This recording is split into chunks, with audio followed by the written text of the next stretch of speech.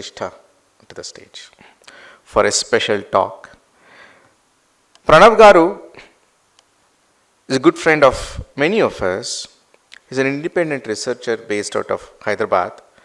He's a student of Śāstra and Constitution of India, one of the few who have dedicated their lives to go into the depths of these and imagine a future.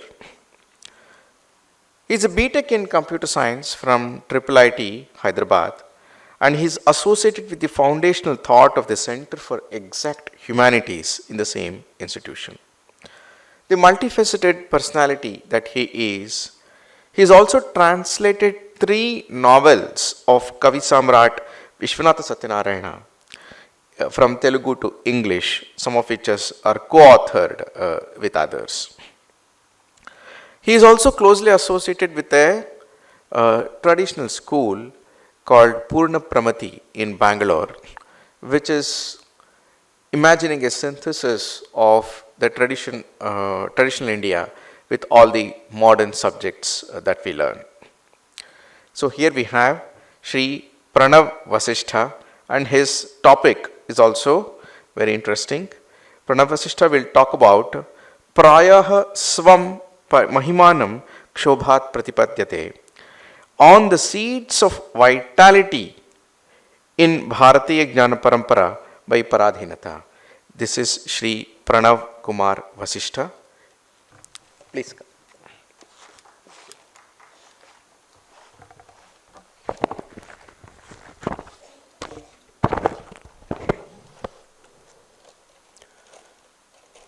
Sri Gurubhyo Namaha.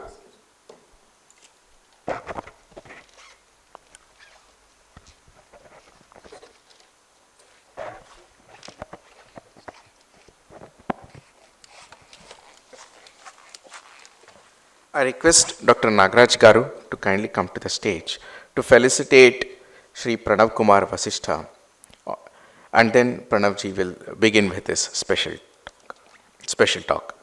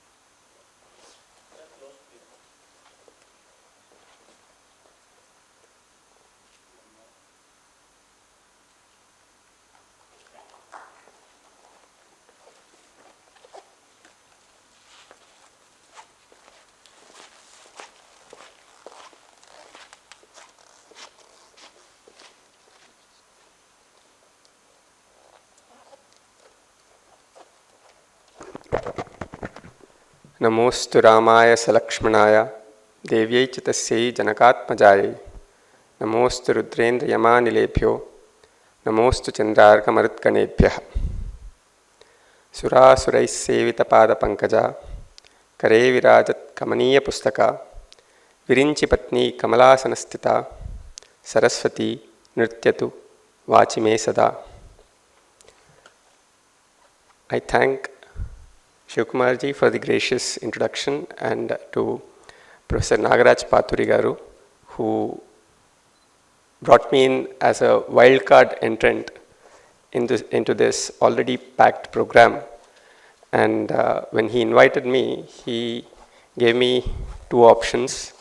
One was about the importance of literature in the context of this program and the IKS studies as a part of the colonial encounter, and the other was about Dharmashastras. So my friend Hali Kalyan is speaking on the literature part.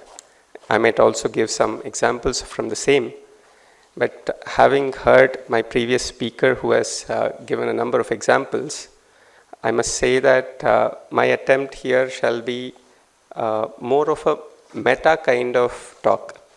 It won't be on the details of examples, but I want to certainly want to bring in, say, the nature of thought that one has to have in mind, so that the kind of responses that were detailed, that came in from Indian people, Indian rulers, to the British colonial encounter, what was it that actually made them do that? It is that part that I intend to highlight, which is why I titled my talk as taking from Kalidasa's Abhigyana Shakuntalam, Prayasvam Mahimanam Kshobhat Pratipadyate, which primarily is that for somebody to get stimulated, it is then only that you find the best of them, of people, come out. So what is the kind of stimulus that the colonial encounter offered is a point that I intend to bring to your attention. And while this stimulus is something that happened in very many ways, sometimes it was inspiring, sometimes it was painful, sometimes it was reasonably harsh, sometimes it destroyed many things, but all such kinds of things also acted as key elements in the nature of response that Indians provided. But before this actually happened, I intend to submit that, taking a cue from my professor, late Professor Navjyoti Singh, who used to say that we need to look at our ancestors, those who were exceptionally good at their own respective areas. They were all soundly grounded in Śāstra, not just in terms of the knowledge, but also in its practice. We have, even to this day, many people who would say that some 6 generations ago, 7 generations ago, my ancestor attained moksha. So there are so many such families that are still existent. So with that kind of, say, background that and the memories that we still carry, we always need to keep in mind that those were people who anticipated the kind of changes that we today are experiencing. And I'd like to take one particular aspect and elaborate on that. So, amongst the senses of Rājanīti Śāstra, as well as in Nyaya Śāstra, normally there is a scholar of the past 1 century, one of the greatest scholars of the previous century, by name Pandit Rajeshwara Shastri Dravid, whose daughter's son is the famous Brahmasri Mani Dravid Shastrigal. So, Pandit Rajeshwara Shastri Dravid has written extensively on Rājanīti Śāstra. So, there are some elements of it which I'll also be covering as a part of it. But I want to begin by saying that the tracing of it could go back possibly to 14th, 15th century itself.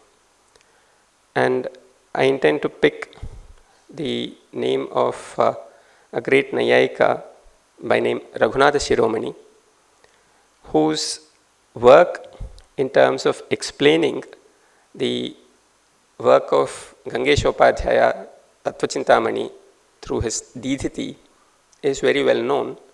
But apart from that, he has actually written something remarkable, which is an ontological work about the nature of padarthas in reality, and the work was called Padartha Tattva Nirupanam. And in Padartha Tattva Nirupanam, the earlier categorization that one found in Vaiseshika Darsana, which is Dravya, Guna, Karma, this formulation with the relations, the sense of Samavaya, so these were not the grounds on which it was being spoken of. but he altered all of them and included such kind of categories as Swatwa, Sankhya, Shakti, and this shift in terms of what nature of reality is constituted by is an exceptional kind of move, which also remained exceptionally discussed for the next 400 to 500 years or so. So much so that till, say, late 17th century, even after the advent of the British, these discussions did continue in places like Navadvipa and Mithila, both of which have been great centers for the study of Nyaya Darshana. I intend to pick on this category called Swatwa. And there is a reason why I intend to do that, because when you talk about a sense of vitality that exists in people, or any kind of a seed of vitality, it must necessarily have a component in it which says, I am indeed standing for this because this is mine.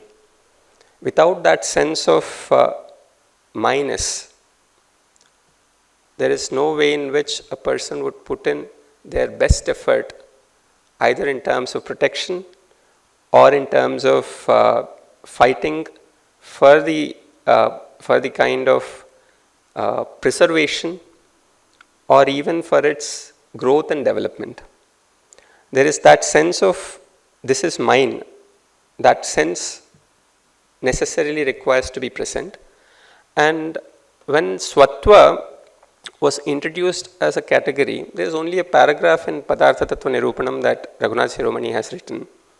He said, can you tell how do you define what is yours? In what sense is it known? So people say that I know something is mine when I buy something or when somebody gives it to me and I accept it. There are certain transactions which are happening through which, say, I've come to realize that something is mine. But what exactly does it mean?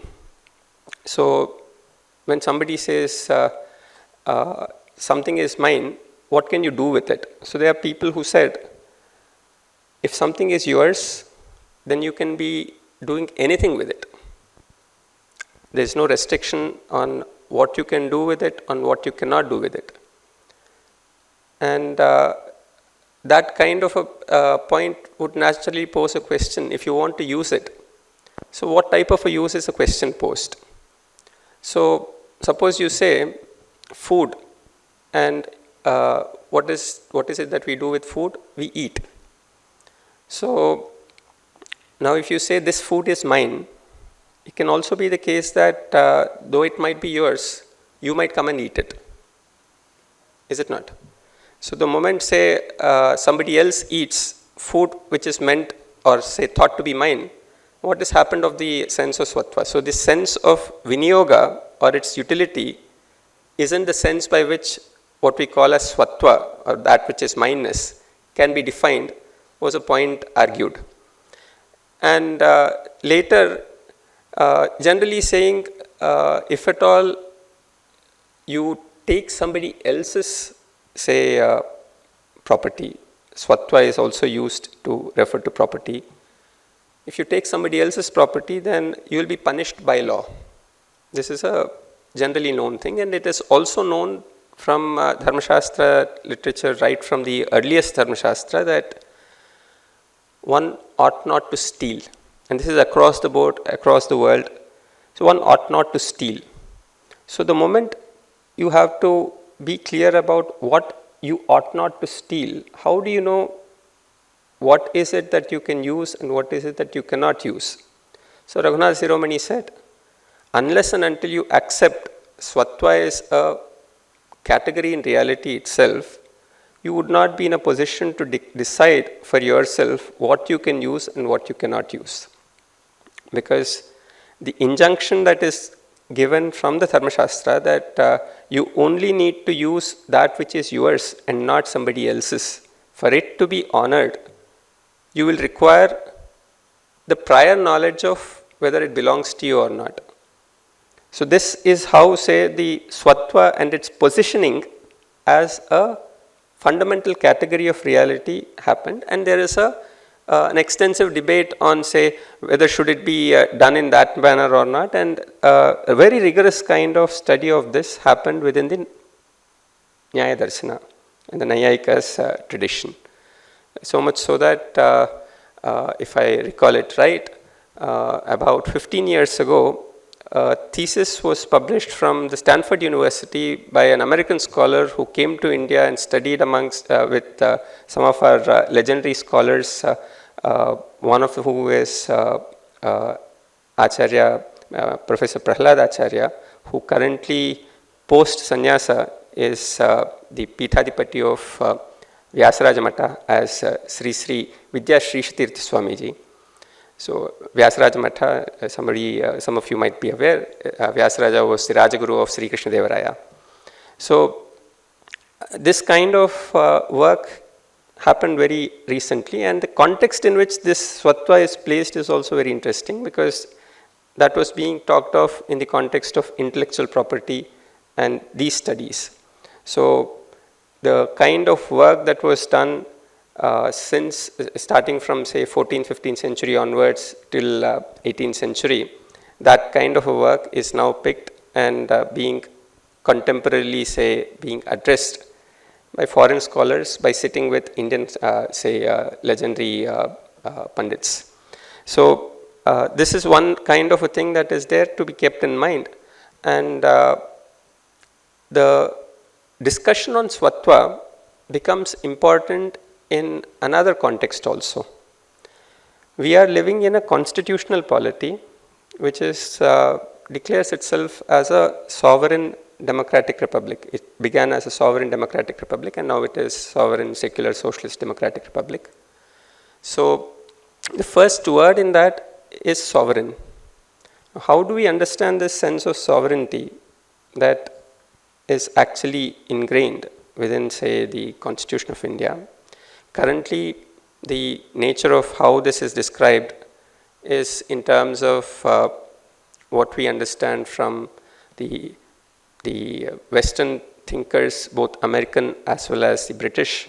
So there is one sense in which they say that Americans spoke about sovereignty as popular sovereignty, meaning that all the people put together are sovereigns, and it is from them that the sovereignty is derived.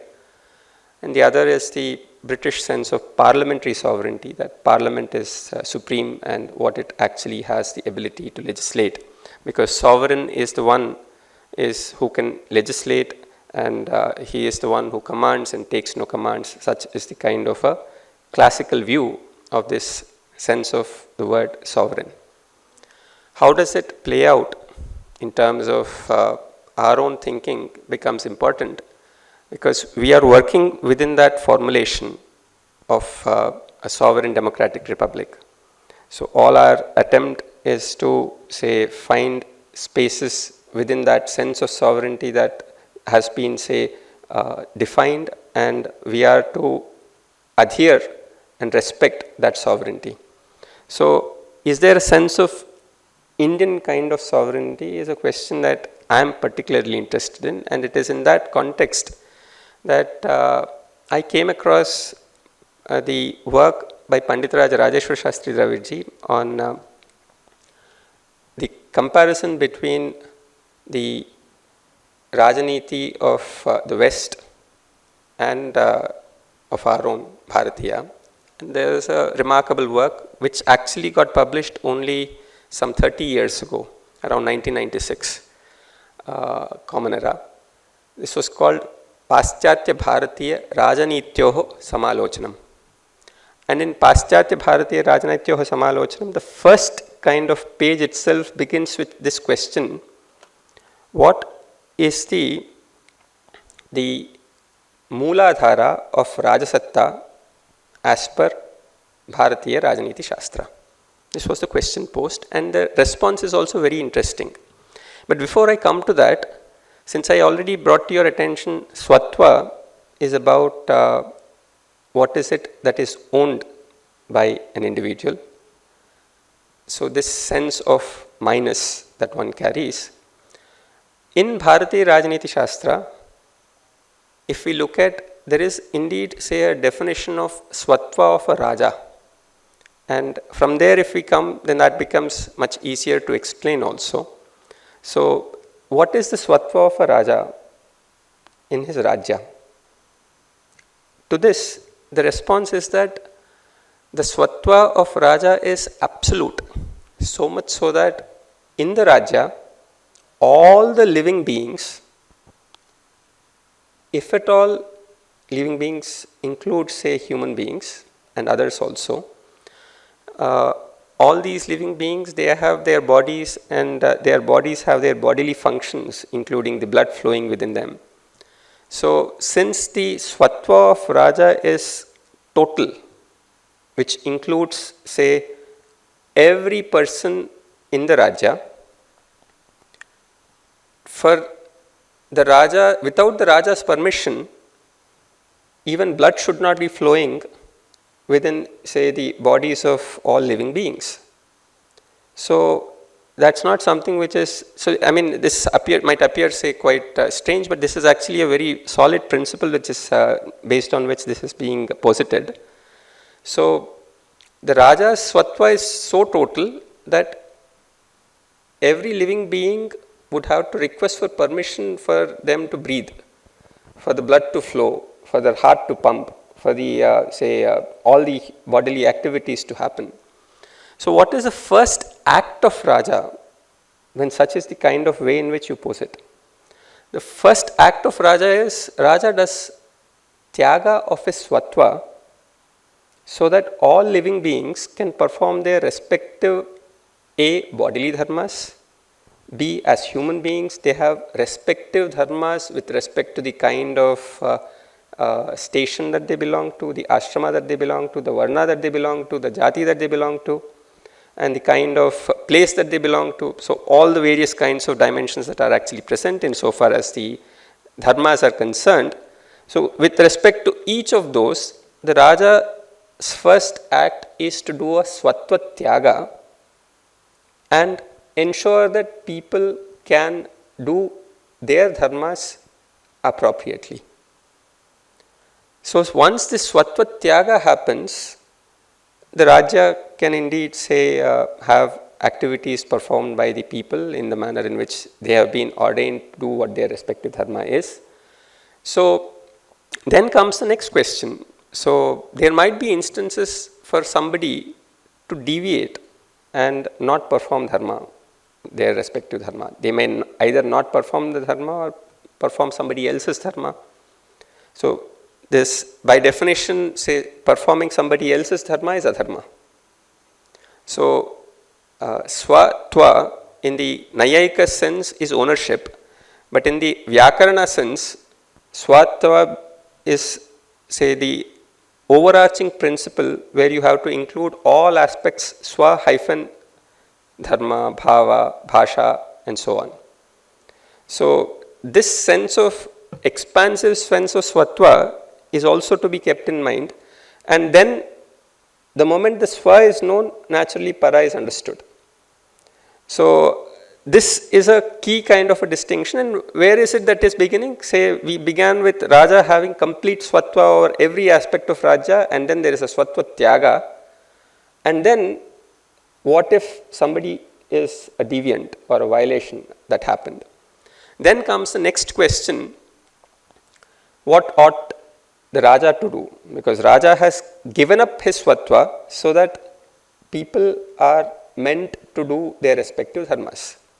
So he needs to exercise an appropriate adjudicating principle, whether indeed there was some deviation or a violation. Sometimes say it might as well be only say some kind of an illusion that something of that kind happened. Otherwise, it may not have happened at all.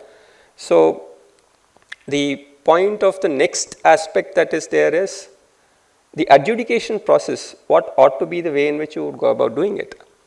So that's where, say, the Raja has an obligation that he truthfully brings in, say, the kind of nirnaya is based on Satya, by appropriate kind of clarification about the nature of, say, what exactly happened. And let us suppose that there indeed was a violation. What ought to be the Raja's role next? So he needs to ensure that there is a course correction. And how does he bring about this course correction? That's where, say, the third kind of aspect of the sovereign, of the Raja comes in, where he has to bring in his Shaurya to the fore, and with his Shaurya as the ground, we are aware of, say, the Chaturvidha Upayas, Sama, Dana, Bheda, Danda. So, appropriately bring in all these Upayas and ensure that the person who has actually violated or deviated has an appropriate Siksha. And Siksha is to educate. So, primarily to educate through Sama. If that doesn't work, then Dana, doesn't work, then Bheda, and only finally comes Danda. Whereas in the Western political theory, they begin with the coercive power or the Danda as the key element of the sovereign. What distinguishes sovereign from the others, they actually point out, it's the coercive power. Unlike that, Bharatiya Rājanīti Śāstra is actually beginning not with Danda also, but it is actually beginning with Tiaga, Satya and Shaurya. And it so turns out that Kamandaki and Nitisara refers to these three as Mahāguṇas. And that Raja, who through his effort is going to have create an environment in the Rajya where there is a growth in these three Mahāguṇas, such a Raja would gain the Jananuraga, and with that increase in the Anuraga from the people, his Rajasatta is going to be permanent. So, the Mooladhara of Rajasatta as per Bharatiya Rājanīti Śāstra has been traced to Tiaga, Satya and Shaurya. So, this happens to be the first page of Pandit Rajeshwara Shastri Dravid's Paschatya Rajanityoho Samalochanam. Paschatya Bharatiya Rajanityoho Samalochanam. So, now let us get back to the question of Swatwa and the sense of sovereignty. Today, say, if we have to, fortunately in India, we have our national motto in alignment with these three Mahāguṇas. Satyameva Jayate is the national motto. And the Tiaga and Shaurya part are possibly also to be brought in terms of our imagination and the sense of adjudication. It is then that we start appreciating that this sense of Swatva is actually operational and brought to reality.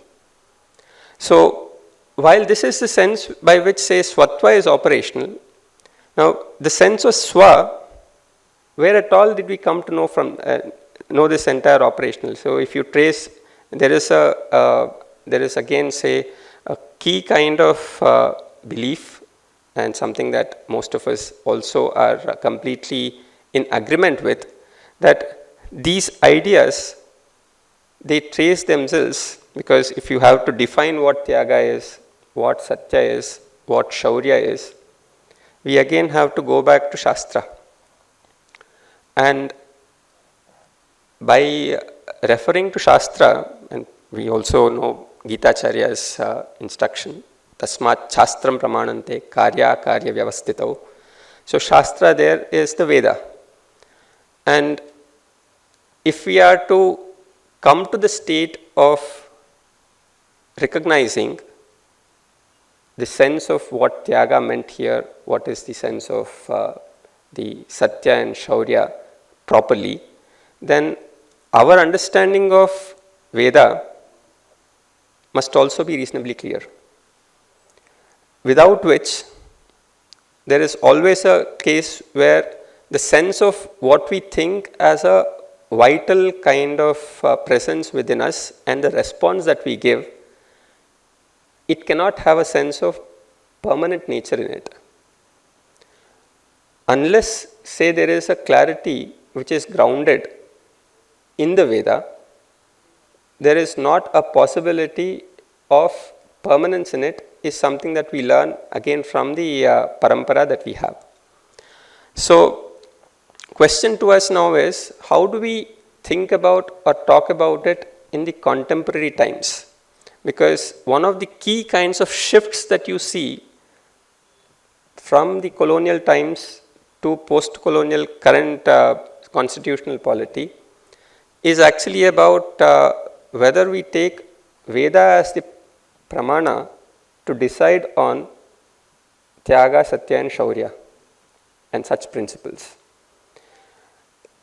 That hasn't been the kind of a way of approach is what is currently in vogue, but that need not be. For us to indeed, say, imagine the way forward from our current state, where generally the belief in the sense of sovereignty is not resting on these principles. Though, of course, we had Mahatma Gandhi, who had a sense of clarity that the goal is Satya and the path is Ahimsa. That does not get to translate into the politics of the current times, nor did it translate to politics in the post-independent India. So for it to actually happen, we require a kind of further construction to make such a kind of a move. And here I intend to bring to your attention that about 100 years ago, to be precise 99 years ago, there was a scholar, a Mimamsa scholar who was also an advocate of the Madras High Court by name Shri C. Shankararama Shastri, who delivered a remarkable series of lectures at the University of Madras, and he made some fine points to contrast, say, the way in which we have to understand the modern law, Roman law, as well as that modern common law, Roman law, as well as that of Bharatiya Dharmashastra, which is grounding its principles in Purvamimamsa. So he wrote a book. I mean, these lectures were published as a book called Fictions in the Development of Hindu Law, where there is a remarkable kind of, say, comparative study that is done. And in the beginning itself, he makes one insightful observation which acts as the kind of ground to build about, say, why is this study being done. Whenever something is written in law, for it to actually be brought to practice directly requires some kind of an imagination in between, because what is written cannot be directly translated onto action. This is true of, say, almost every aspect of our life, because what we think in the mind, for it to be brought to, in the mind you can think it in language, but for it to be brought to, say, material reality, you will have to work with the matter around, and the matter has limitations that it brings about, and how do you go about doing it is a key kind of a distinction. And since my previous speaker was an artist and I see her in the audience, I am reminded of certainly inserting this part that Kavi Samrat Vishwanath Satyanarayana, in his famous book called Veyi Padagalu, he actually contrasts what is the difference between, say, the manner in which Shilpa Shastra of Bharatiyas to be contrasted with that of the Westerners and their approach. So he points out that when you look at our Shilpakala Shastra, there is always a clear kind of understanding of the measurement that is given, whereas, say, the West actually tried to, when it comes to painting, they actually tried to have models, real life models, which acted as the inspiration to do so. In contrast, we had our Shastrakaras indicate if you want to think about drawing a figure of goddess Parvati, then these are the proportions that you need to keep in mind. And once those proportions are known, then there is a mantra associated with it, and the person has to, say, meditate on it, and correspondingly, say, having done corresponding japa of it, then he has to think about these proportions and sit to work with the material, which again has certain way by which he picks those up and so on. So this is, say, the difference where you are no longer talking about, say, presence of real thing which you are trying to, again, from a 3D form to 2D form you are bringing in, but instead what is in the infinite kind of dimensional plane in the mind, for that to be brought into a 2D form in a painting or a 3D form in sculpture calls for an appropriate kind of effort, and that too which brings in, say, the adhidaivata dharana, ensuring that there is a seamless kind of transfer without losing the actual essence of what is imagined. So this is a kind of a thing that needs to be looked at in every walk of our actions. So given this, what is the way by which Shri Shankarama Shastri Garu, what is it that he brought to attention is that he says, in law, in order to ensure that what is in written text of law, for it to be brought to practice, there may be, wherever there is a gap, you require some kind of instruments, and those instruments are primarily identified by Henry Maine as three in nature. First is a legal fiction, second is equity, and the third is legislation. Of which I'll speak about the legal fictions a little later. Equity is primarily, say, what is something that is known to be good, so therefore, say, there's a sense of good that the adjudicators carry, and based on that they have an assessment, and they make, okay, if you have this law, then this is how it needs to be interpreted, and this is how it needs to be, say, brought to practice. And if you have a legislation, then legislation would clarify, okay, go about doing this, and by legislation you might as well say, you create kind of instruments which should ensure, for example, if you have to say, let's say there's a question of getting a ration card. Why do you need a ration card? Because you have that card would give you the option of gaining, say, the ration grain. So this is a kind of a tool, instrument constituted by the constituted polity, so that one, when has that kind of a recognition, which is again a legal device through which the kind of transfer of the policy of giving, say, free grain to people who are eligible comes about. So this process of legislation clarifies many things. So in the Western European, say, legal framework, legal fictions generally are temporary in nature, and they get erased the moment, say, a legislation comes about. So generally the example given is Roman Empire, let's say, it conquered Constantinople, and once the conquering of Constantinople happened, let's say there's somebody who committed robbery, and that person who has committed robbery has to be adjudicated. With under what law should he be tried? So should he be tried based on the law of the rulers under which he actually was present, or now that, say, the Roman Empire has conquered him, should the Roman law be applied even though, say, the instruments for application of Roman law are non-existent in the just conquered land? So there the jurors, they said, we deploy a legal fiction that though you have not yet been turned to a Roman, by in terms of, say, bringing in, and the by legislation, the Constantinople hasn't yet been, say, made part of Roman Empire, you will be treated as a Roman, and you will be, say, punished as per the Roman law. So this is a temporary legal fiction, and one legal fiction that we are generally aware of is that of the kind of Dattaputra.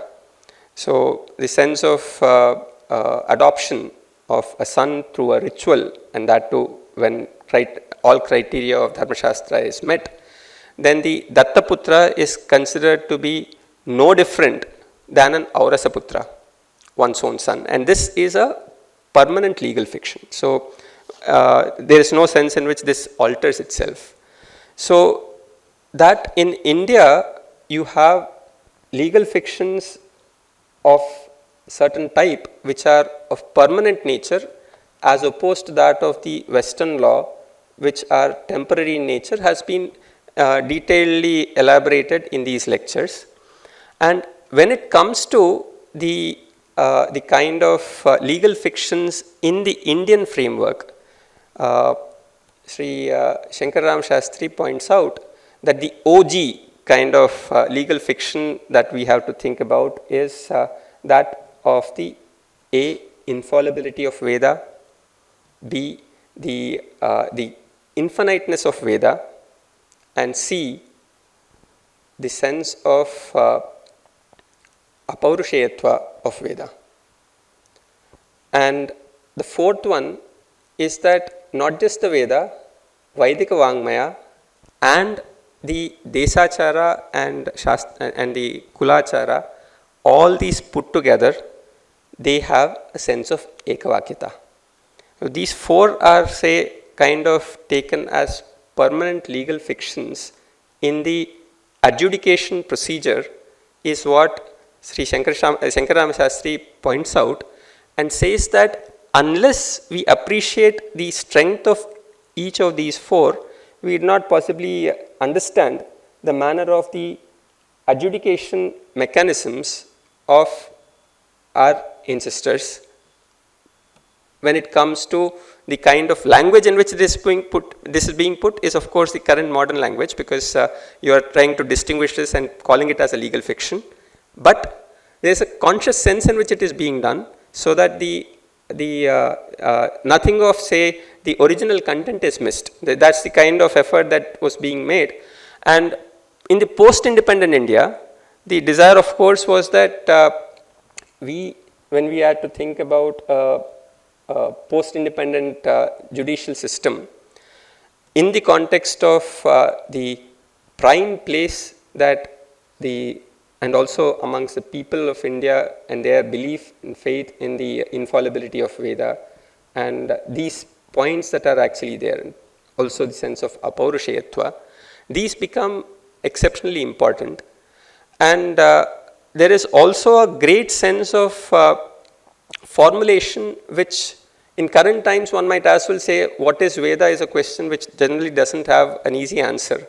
You cannot show that so and so that is being recited is the Veda and be acceptable to people, because there will be questions. We already know that Buddhists have actually rejected that. We accept possibly the notion of apaurushayatva as unbiased or biasless, but we cannot accept that, say, Veda is apaurushaya. It is paurushaya only. So there is this kind of say great degree of the debating tradition that we already have.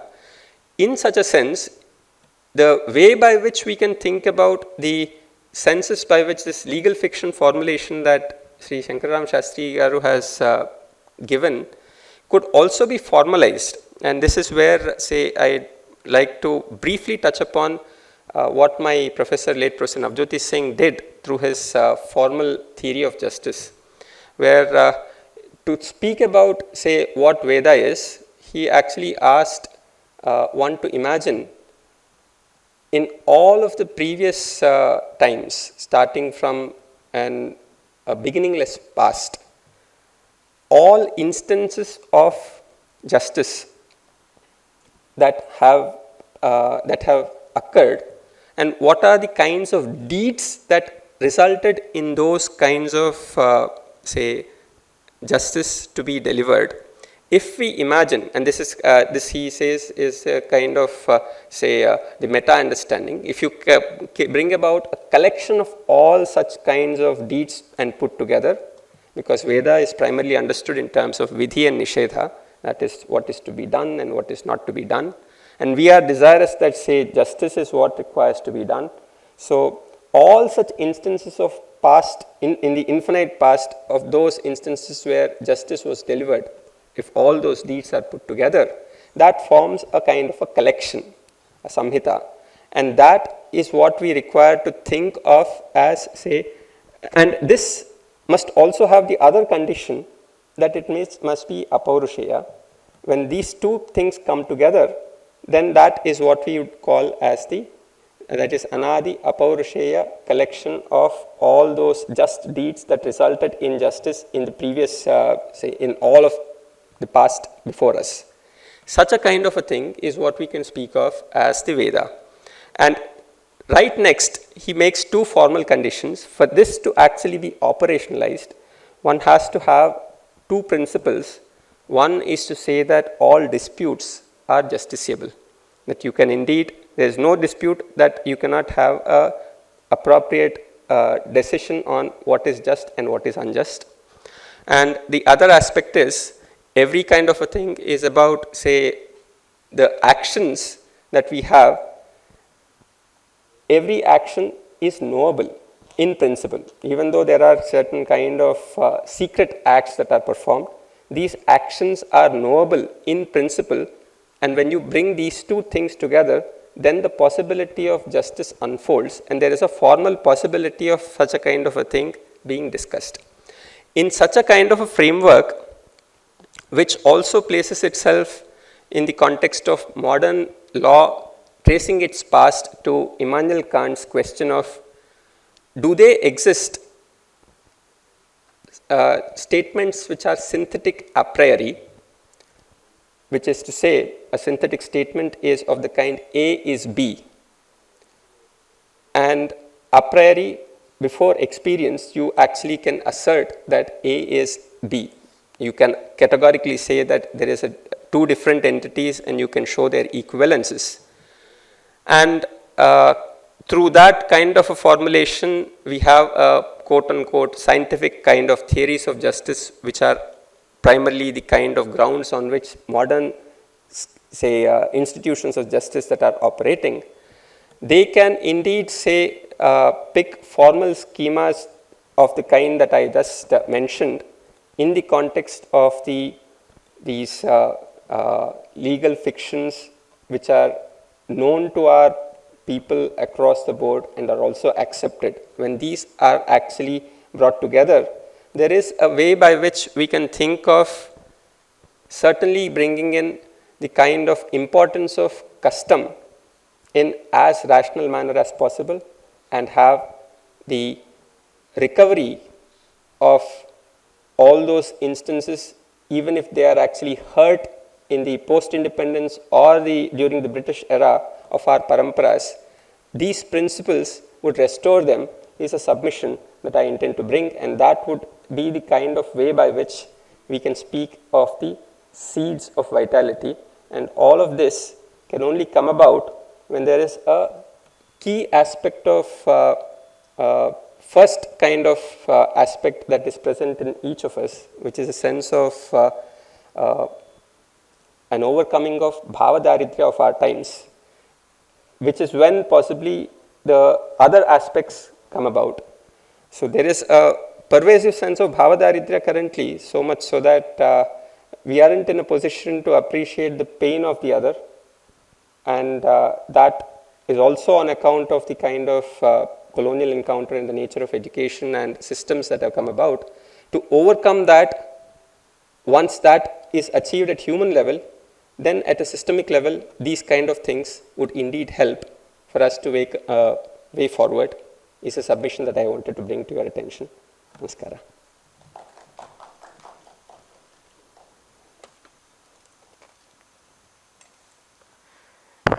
Thank you very much, Pranav Garu.